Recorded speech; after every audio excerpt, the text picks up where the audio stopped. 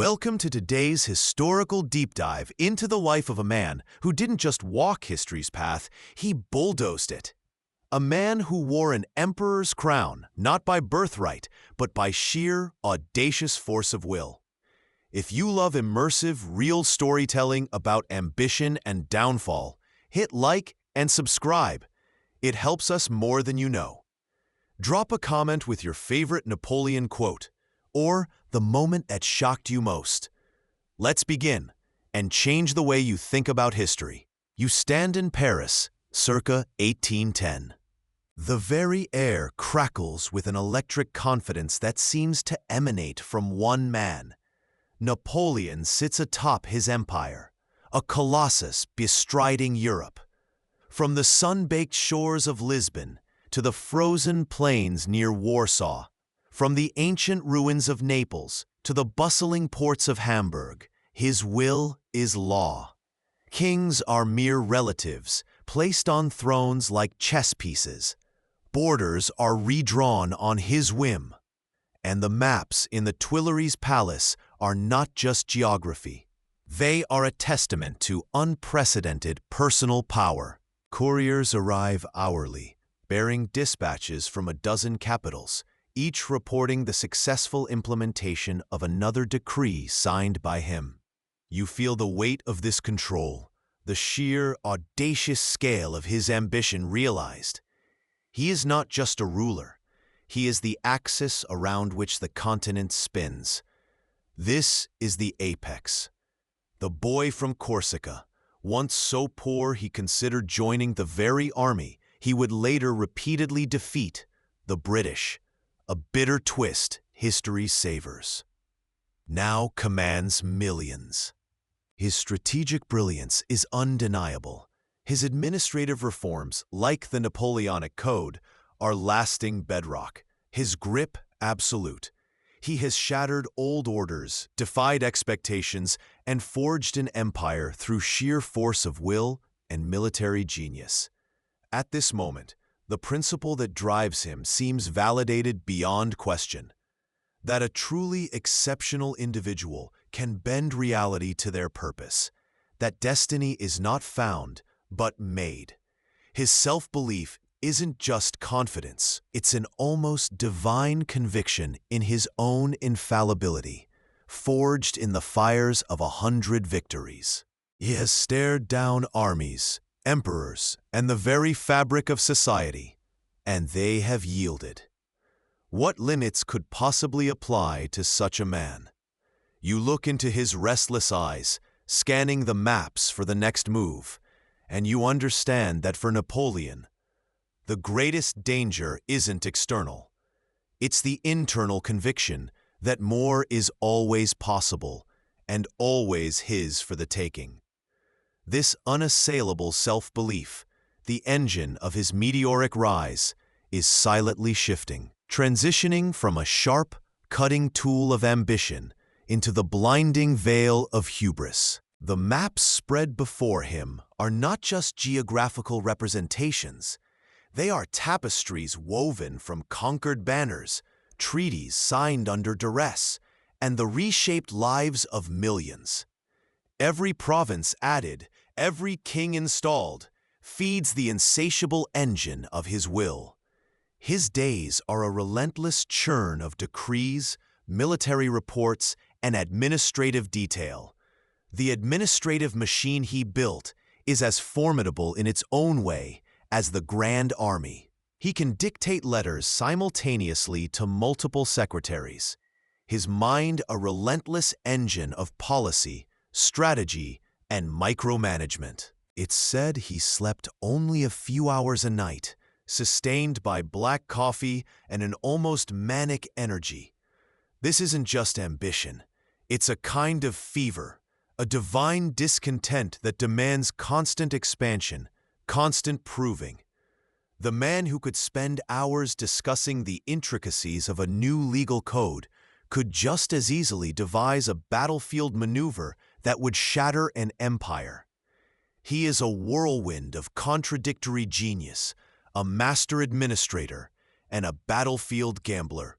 You might wonder, did he ever pause, truly pause to appreciate the scale of what he had built? Or was the building itself the only satisfaction, each completed structure merely a foundation for the next, even grander, impossible project? Consider the sheer audacity.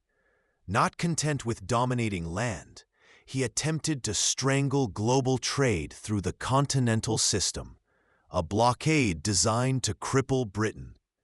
It was an economic war waged with the same iron will as his military campaigns, but one far harder to enforce, far more complex than simply routing an army. This shift from battlefield victories to complex, interconnected economic and political control reveals the increasing scope and perhaps overreach of his ambition. The man who rose through military merit now believed he could dictate the tides of international commerce and the very livelihoods of nations. What does it take for brilliant confidence to curdle into fatal arrogance? Where is the line between strategic audacity and sheer, unblinking hubris? He surveys his court, filled with marshals made into dukes and sisters made into queens, a bizarre, glittering family tree superimposed onto the ancient monarchies of Europe. They owe him everything, yet many chafe under his absolute control, silent resentments brewing beneath the surface of forced loyalty. He trusts few, relying mostly on a small circle of equally driven individuals, though even they are subject to his sudden rages and unpredictable demands. A surprising detail often overlooked. Despite his grand pronouncements and imperial facade, Napoleon could be remarkably casual and direct in private, sometimes even playing pranks on his ministers. Yet, this glimpse of a more human side doesn't negate the towering ego that now casts a shadow over the continent. He has achieved the impossible repeatedly, and in doing so has come to believe in his own invincibility. The principle of meritocracy that propelled him now justifies absolute power, because in his eyes, he is the ultimate merit. He has rearranged the world based on his understanding of efficiency and order, often ignoring cultural nuances or the deep-seated identities of conquered peoples. This disregard for the human element, this belief that systems and decrees can override tradition and sentiment, is another facet of the hubris taking hold.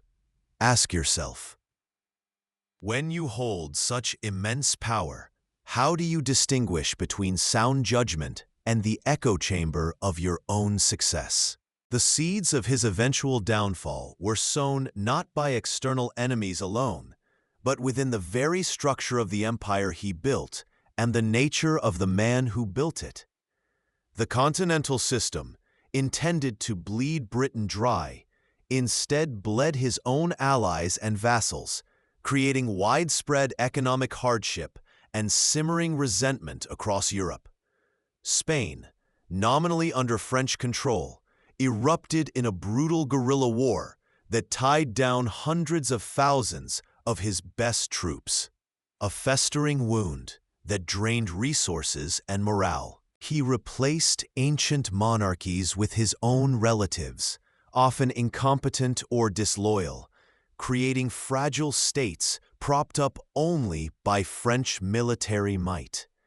Each new annexation, each new decree imposing French will, further stretched the empire thin and multiplied his enemies. The very network of control that seemed so absolute in 1810 was in reality a vast, interconnected web of potential failure points. A less ambitious man might have consolidated, might have sought peace and stability after reaching such heights. But for Napoleon, stability seemed less a goal and more a temporary pause before the next conquest. His definition of peace was absolute French dominance, something the other great powers could never truly accept. The sheer scale of his ambition had fundamentally destabilized the continent, making continued conflict almost inevitable. Consider the subtle irony. The man who brought order after the chaos of the French Revolution ultimately plunged Europe into 2 decades of almost perpetual war. Was this the price of his ambition, or an inherent flaw in his vision of a French-dominated Europe? How much resistance does unchecked power inevitably generate? And then came the gamble that defined the transition from apex to abyss. Russia. You watch the colossal army, the Grande Armée, gather in 1812, over 600,000 men, drawn from across his empire. The largest military force Europe had ever seen. Its sheer size is a testament to Napoleon's organizational genius and the resources at his command. But the decision to invade Russia was perhaps the ultimate expression of his burgeoning hubris. The Tsar, Alexander I, had defied the continental system, and Napoleon, unable to tolerate any challenge to his authority, felt compelled to enforce his will. He underestimated the vastness of Russia, the ferocity of its winter, and the determination of its people and ruler to employ a scorched earth strategy. He marched his army deep into the heart of the continent, seeking a decisive battle that the Russians expertly avoided. The logistics were a nightmare. Supplying such a massive force over immense distances was a puzzle he couldn't solve. Men and horses starved, disease spread, and the army dwindled before a single major battle was fought. A surprising detail from the march. Despite the unfolding disaster, Napoleon maintained a rigid daily routine, often working on administrative matters unrelated to the campaign's immediate survival, a bizarre detachment from the unfolding catastrophe around him. This wasn't strategic genius, it was blind pride marching headfirst into ruin. What would you have done, standing in his boots, watching your grand army melt away not from defeat in battle, but from the sheer indifference of distance, weather, and a retreating foe? Is the failure here strategic, or a failure of imagination, unable to comprehend limits beyond the battlefield? The retreat from Moscow is not just a military disaster. It is a death march, a brutal, harrowing testament to the consequences of overreach. The once grand army is reduced to straggling, frost-bitten specters, pursued by Cossacks and harried by hunger and cold. The crossing of the Berezina River is a scene of horrific chaos, a desperate struggle for survival where discipline collapses and only the strong or the ruthless endure. Napoleon, showing flashes of his old energy, attempts to rally the remnants, but the core of his veteran army is gone. News of the disaster reaches Europe, galvanizing his enemies. Prussia, then Austria, seeing his vulnerability, join Russia and Sweden. The Sixth Coalition forms, determined to finally throw off the yoke of French domination. The battles that follow are immense, brutal affairs, fought across Germany. Napoleon, despite his dwindling resources, performs miracles of organization and tactical skill, raising new armies, fighting with desperate energy. But the numbers are against him now, and the tide of the continent has turned. The Battle of Leipzig in 1813, the Battle of the Allies invade, and despite a brilliant defensive campaign in 1814, where he maneuvers skillfully against superior numbers, the inevitable arrives. Paris falls. His marshals refuse to fight on. A surprising detail during the abdication. Napoleon initially tried to abdicate in favor of his son, the King of Rome, but the Allies refused, insisting on his unconditional departure. He is exiled to the small island of Elba, a miniature kingdom that mocks the scale of his former empire. The Colossus has fallen. He sits on Elba, supposedly defeated, while the Bourbons are restored in France, and the Allies attempt to put Europe back together like broken pottery. What is left of the man who bent reality? Is ambition extinguished or merely banked? But the story, of course, doesn't end there. Exile on Elba was a cage, however gilded. Napoleon, restless and watching the unpopularity of the restored monarchy, saw his chance. He escapes in 1815, landing in France with a small band. And like a snowball rolling downhill, his support grows. The army, still loyal to the emperor who shared their hardships, rallies to him. King Louis XVIII flees. The 100 Days begin, a final audacious gamble. Europe, aghast, mobilizes the Seventh Coalition. The stage is set for a final confrontation in Belgium, Waterloo. On that rainy June day in 1815, Napoleon faces Wellington and the Prussian forces under Blücher. The battle is a grinding, brutal affair, a near-run thing. Napoleon, perhaps not at his physical or strategic peak, makes critical errors. His forces fight with desperate courage, but ultimately, numbers and circumstance betray him. The Guard, his legendary veterans, falter and retreat. The battle is lost. His empire, so painstakingly built, collapses for the final time. His second abdication is swift. This time, there is no Elba. He is sent to the remote island of St. Helena in the South Atlantic, a prison from which there is no escape. A surprising detail from St. Helena: despite his isolation and declining health, Napoleon dictated his memoirs, crafting his own narrative, seeking to shape his legacy even as his body failed him. He would spend the remaining 6 years of his life on that lonely rock, arguing with the British governor, reflecting, perhaps, on the journey from Corsica to St. Helena. The man who commanded Europe was now confined to a few square miles. The ambition that reshaped the world ultimately consumed him. His story is a stark, compelling lesson in the nature of power, the intoxicating allure of ambition, and the fine line between visionary leadership and self-destructive hubris. He built an empire on his personal genius and force of will, but it could not survive him because its foundation was him, not an enduring system or the consent of the governed. We study Napoleon not just for the battles or the laws, but for the profound human drama.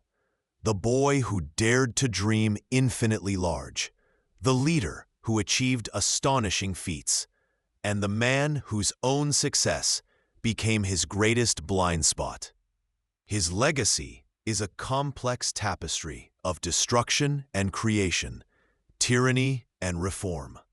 But perhaps the most powerful lesson is this: even the most exceptional individual cannot perpetually defy the laws of physics, politics, or human nature. The world ultimately pushes back. In the end, it wasn't the battlefield that defeated him. It was believing he couldn't lose.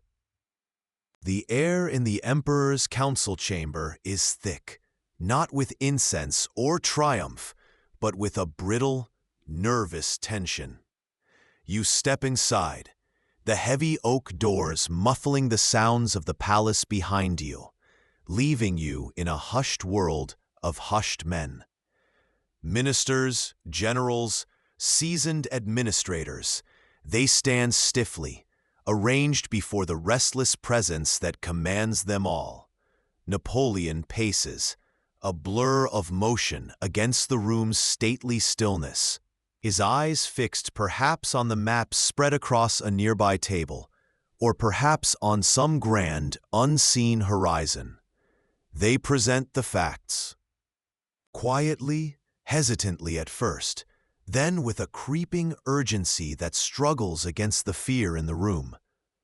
They speak of the continental system, the grand blockade meant to cripple Britain, but which is now strangling the economies of France's own allies, even sparking unrest within France itself. The numbers are stark, undeniable. Trade collapsing, businesses failing, the strain becoming unbearable. Then comes the report from the annexed territories. Discontent is simmering, laws are resisted, the iron grip is chafing. And Spain? Spain is a running sore, the Spanish ulcer bleeding the army dry, swallowing men and resources in a brutal, unending guerrilla war. They detail logistics, the sheer administrative impossibility of governing an empire that stretches from the pyramids to the Polish plains, the depletion of treasuries, the exhaustion of manpower. You hear the nervous coughs, the carefully chosen words of men who know they are risking everything to speak uncomfortable truths to absolute power. Napoleon listens. His pacing slows, his gaze sharpens as he occasionally stops to jab a finger at a map or dismiss a report with a flick of his wrist. But he does not hear. He waves away the economic woes as mere complaints from self-serving merchants. He dismisses political resistance as trivial, easily quelled by a show of force. Military setbacks? Temporary anomalies. Failures of generals, not of his strategy. His focus isn't on absorbing this feedback, on consolidation or compromise. It's on enforcing his will, expanding control, punishing defiance. When a brave or foolish soul timidly suggests caution, proposes a smaller objective, or hints at the possibility of negotiation, Napoleon's gaze fixes on them, radiating impatience, radiating something akin to contempt. He doesn't see valid points. He sees a lack of faith, perhaps even disloyalty. His decisions aren't being forged in the crucible of collective analysis, but from the echo chamber of his singular vision, fueled by an absolute, unwavering conviction that his willpower, his genius, can overcome any obstacle, be it material or human. This chamber, once perhaps a place of vibrant debate and strategic planning, has become a stark illustration of a critical insight into power. Unchecked, it isolates the leader from reality. When challenging perspectives are unwelcome, when dissent is suppressed, the uncomfortable whispers of truth are replaced by the comforting chorus of agreement. The ambition that once made him shrewdly adaptable now renders him rigid and deaf. Here is the tragic irony. He is increasingly surrounding himself with men who echo his confidence, because the pragmatic, cautious voices, the ones who dared to speak of limits, have been silenced, marginalized, or simply stopped speaking out of fear, victims of his growing intolerance for anything less than total affirmation. You realize, watching him pace, dismissing reality with a gesture, that ignoring the whispers, whether from advisors or the unforgiving circumstances of the world, is not just arrogant. It is the first fatal step on the path to self-destruction. True leadership, you reflect, isn't about having all the answers yourself. It's about knowing who does and being humble enough, secure enough to truly listen. You have to ask yourself, Was this scene the mark of a visionary forging ahead, or the first tremor of a man becoming blind to the very ground beneath his feet? The maps in the Tuileries have changed. The neat lines and conquered territories of Europe, once so satisfying, now feel insufficient. Your gaze, guided by the emperor's restless ambition, drifts eastward, fixed upon the vast, unpredictable, and seemingly endless plain that is Russia, ruled by the enigmatic Tsar Alexander I. The pretexts for conflict are numerous, layered like strata in the earth. Russia's half-hearted adherence to the crippling continental system. Petty personal slights exchanged between emperors. A gnawing perception of a looming threat from the east. But these political maneuvers are just the surface foam on a deeper, more elemental tide. For Napoleon, Russia is the ultimate unconquered frontier on the continent, a gargantuan challenge to his absolute dominance, an unbearable affront to his vision of a unified, controlled Europe under his boot.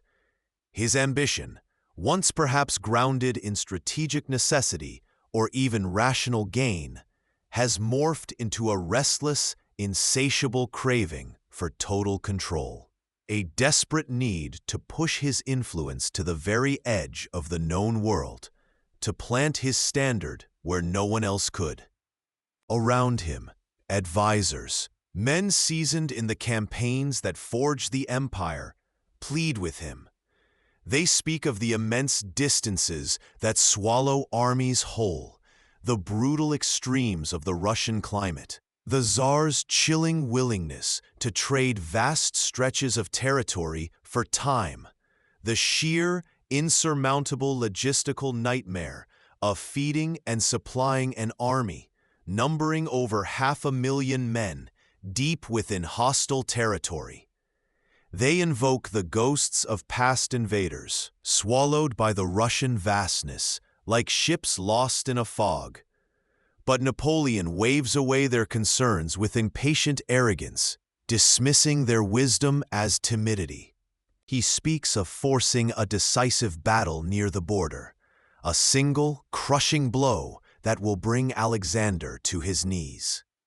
He speaks of the Tsar's perceived weak will, of the mythical invincibility of the Grand Armée under his command.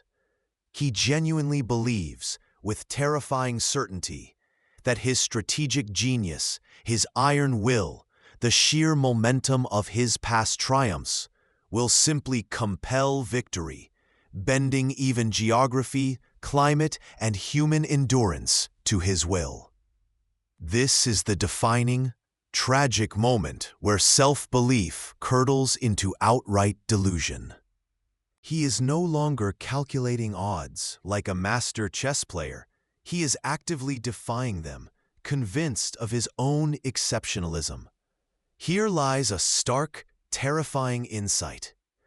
The ultimate test of a leader's judgment is not whether they can achieve the possible, but whether they possess the wisdom and perhaps the humility to recognize the impossible. Embarking on a venture of this scale against such overwhelming odds, based less on solid planning and more on absolute faith in one's own myth, is no longer ambition. It is a fatal gamble played with the lives of 500,000 men and the fate of his empire. You feel a chill, not just from the thought of the coming Russian winter, but from the chilling realization that the man who conquered Europe is now being conquered by his own inability to say enough, by the corrosive poison of limitless power and the belief in one's own infallibility. Ask yourself, when does confidence become catastrophe? What would you have done, standing among those advisors, facing a leader consumed by his own legend? Now, you are not in the palace, but on the frozen plains of Russia, late 1812. The cinematic vision dissolves into stark, brutal reality. The magnificent Grande Armée is no more. It is a spectral procession of starving, frost-bitten scarecrows shuffling through endless snow. Discarded cannons lie half-buried, abandoned standards flap tattered in the wind, and the route is littered with frozen corpses, French, Italian, German, Polish. The multinational cost of one man's ambition. You see the desperation in their eyes, the hollow cheeks, the rags that were once glorious uniforms. This isn't the calculated movement of chess pieces across a board. This is nature's indifferent hammer blow, shattering the elaborate structure of human will. The Russian winter, the vast distances, the scorched earth, the lack of supplies, the very factors Napoleon dismissed as secondary inconveniences have become the implacable, insurmountable enemy. There was no decisive battle near the border that ended the war swiftly.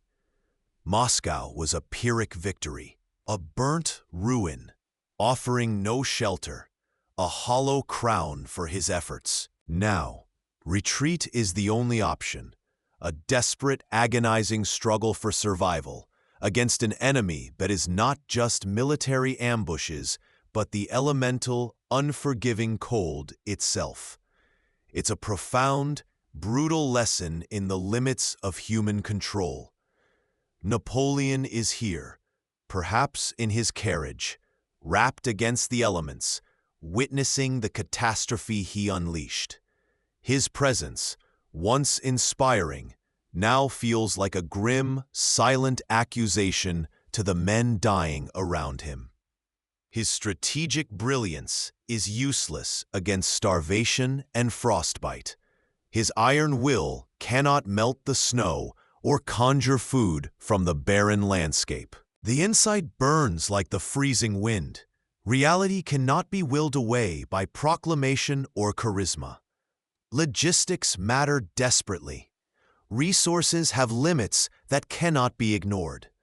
Nature is brutally indifferent to human ambition, to grand designs, to the desires of even the most powerful emperor.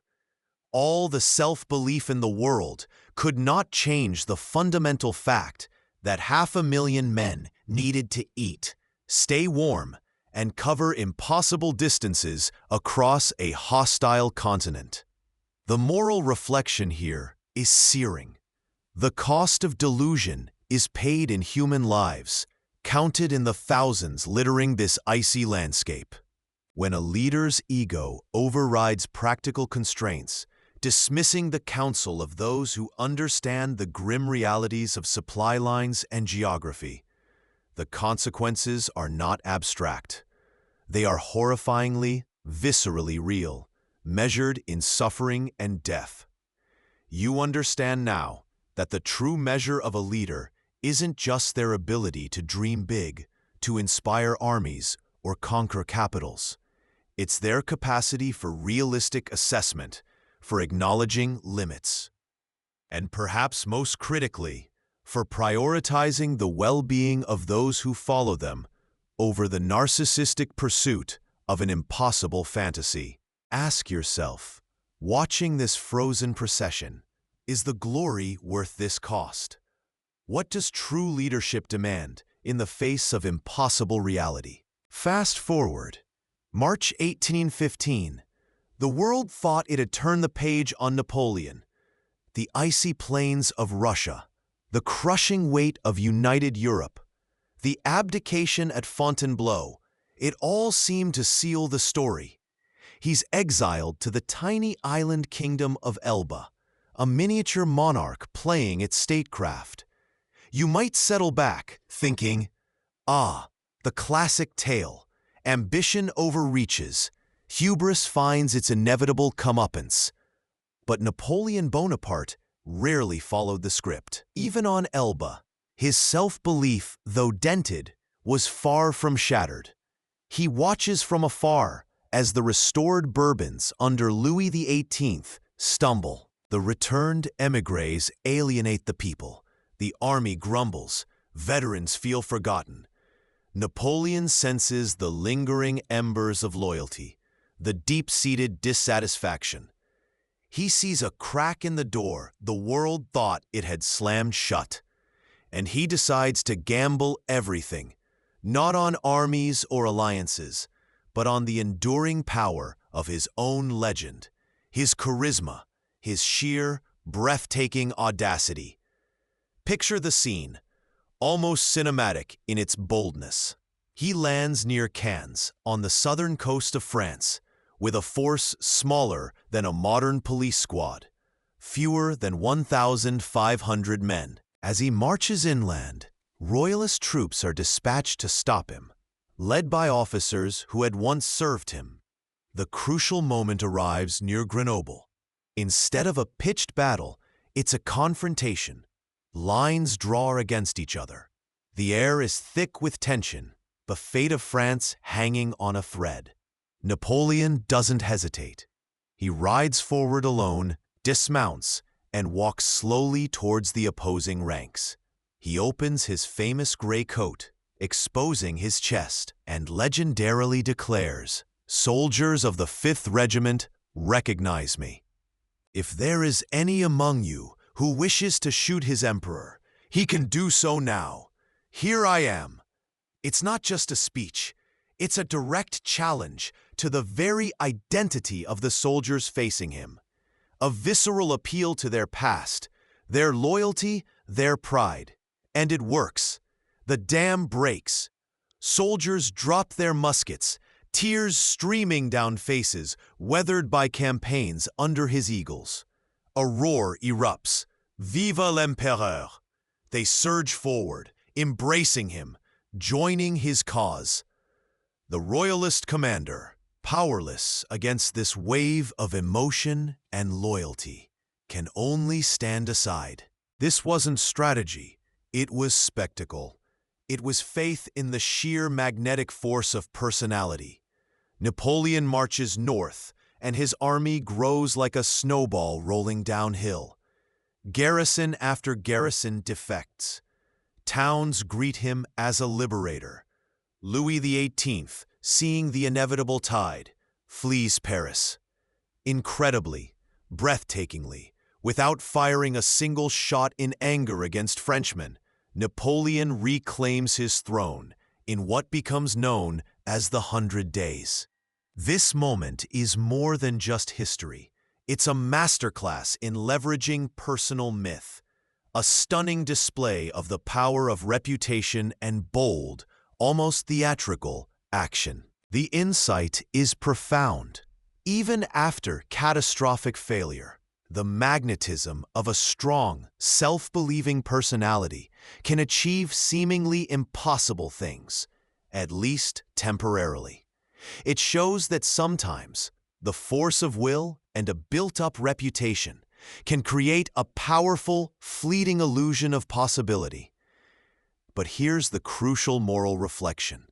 Was this courage, a strategic gamble on a calculated risk? Or was it recidivism, a desperate, narcissistic refusal to accept the finality of defeat, dragging France back into conflict simply because he couldn't bear not to rule? The fact that it happened doesn't make it wise. It simply demonstrates that the human element, charisma, loyalty, belief, can create a powerful, fleeting surge that defies logic and military strength. You witness the temporary triumph, the glorious march, but knowing what came after, you feel the tragic irony, the sense of inevitable doom hanging over this dazzling comeback. It was a last, magnificent stand, a brief, improbable resurrection, but ultimately, it only postponed and perhaps made more brutal the final reckoning. Ask yourself, was this the ultimate testament to his genius for command, or the final, desperate throw of the dice by a man who could not live without being emperor? What would you risk on the strength of your name alone? The mist hangs heavy over Longwood House, a damp, solitary dwelling on a lonely rock in the vast, unforgiving South Atlantic. This is St. Helena. The impossible gamble of the 100 Days is a bitter memory, crushed not just by Wellington and Blücher at Waterloo, but by the combined, exhausted will of a continent weary of war. You, Napoleon, the man who once commanded emperors and redrew the very shape of nations with a stroke of your pen or a decisive charge, are now a prisoner. Your empire is gone, your marshals scattered or dead, your family exiled. All that remains is this damp house, a handful of loyal followers, and the endless, restless ocean horizon, a constant reminder of the world you once dominated, now forever out of reach.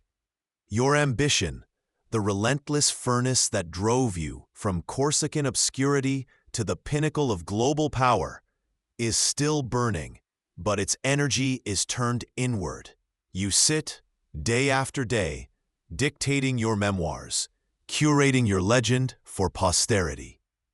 This is your final campaign, a battle against time and perception, ensuring that history remembers you not just as a conqueror, but as a visionary, a bringer of order, a man whose fall was due to the petty jealousies of kings and the caprices of fate, not his own fatal flaws. It is a profound, almost tragic irony. The man who reshaped reality through sheer force of will is now attempting to reshape memory from a position of utter powerlessness. This lonely exile is the ultimate consequence of ambition unchecked, of a self-belief that curdled into a dangerous delusion. Your inability to accept limits, to consolidate power rather than constantly expand it, to genuinely listen to counsel rather than merely seek validation for your own decisions brought you here.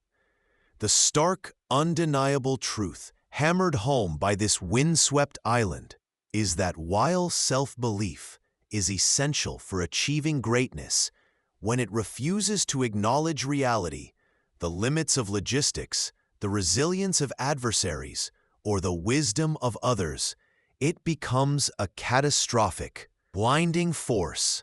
Your journey from that eager young artillery officer to the master of Europe, and now this prisoner, is a timeless cautionary tale. Your ambition soared higher than perhaps anyone before you, a breathtaking arc of human potential. But its inability to ground itself in objective reality caused your spectacular, tragic fall. You were defeated not just by armies on a muddy field, but by the unyielding physics of distance, the caprices of climate, the sheer, undeniable reality that the world would not bend to your will indefinitely. It refused to remain static while you demanded the impossible. And here lies the lingering reflection, echoing across the centuries and into your own life. Where do your ambition and self-belief end and dangerous delusion begin? Are you building your aspirations on solid ground, acknowledging the facts and frictions of the world? Or are you chasing a mirage of your own creation, blinded by the shimmering heat of your own conviction? What happens when your certainty prevents you from seeing the undeniable realities unfolding around you? The question haunts this small room on a vast ocean. What if you had stopped? What if Tilsit in 1807, when you met Tsar Alexander on that famous raft, dividing influence and seeming to command the respect of the continent, had been enough? What if you had consolidated your gains, accepted a powerful, dominant, but ultimately limited empire? History might tell a different story, one of a lasting peace built on your terms. But for you, the concept of enough was as foreign as defeat on your own terms.